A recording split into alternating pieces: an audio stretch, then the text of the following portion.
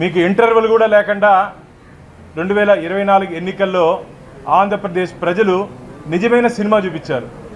ఇంటర్వ్యూలు లేకుండా, ప్రతిపక్ష హోదా కూడా ఇవ్వకుండా, ప్రతిపక్ష నాయకుడి హోదా కూడా ఇవ్వకుండా మిమ్మల్ని కేవలం 11 స్థానాలకి పరిమితం చేసినప్పటికీ ఇంకా అహంకారం తగ్గకుండా ఒక అహంకార ధోరణితో ఈరోజు అధికార పార్టీ ఉంటే మమ్మల్ని బెదిరింపు ధోరణితో 5 సంవత్సరాలు ఆంధ్రప్రదేశ్లో అరాచకం రాజ్యమేలింది.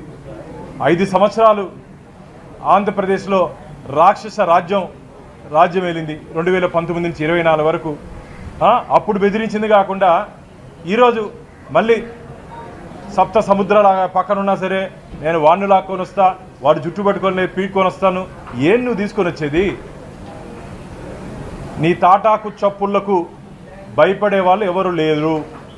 నీ తాటాకు చప్పుళ్లకు భయపడే వాళ్ళు ఎవరు లేరు. అధికారం కోల్పోయిన తర్వాత ఏం మాట్లాడుతున్నావో ఏం మాట్లాడాలో తెలియకుండా జగన్మోహన్ రెడ్డి గారి వ్యవహార శైలి ఉంది. ఇది మంచిది కాదు. నీ సినిమా చూసేదానికి ఎవరు సిద్ధంగా లేరు ఆంధ్రప్రదేశ్లో. నువ్వు వచ్చినాక నువ్వు ఇంకా వచ్చేది లేదు, పోయేది లేదు. నీ శేష జీవితం అంతా నువ్వు నీకేదో అలవాటు ఉందని చెప్తారు, పబ్జీ గేమ్ ఆడుకునేదాన్ని ఆడతావని. ఆ పబ్జీ గేమ్ ఆడుకునేదో లేకపోతే ఇంట్లో 70mm సినిమా చూసుకునేదో దానికి నీ శేష జీవితం అంతా సరిపోతుంది తప్ప నువ్వేమీ సినిమా చూపించే అవకాశం లేదని చెప్పి నేను తీవ్రంగా జగన్మోహన్ రెడ్డిని హెచ్చరిస్తూ, అధికారులు నిన్ను నమ్మి గతంలో IAS అధికారులు జైలుకి వెళ్ళడం జరిగింది మీ తండ్రి గారి హయాంలో.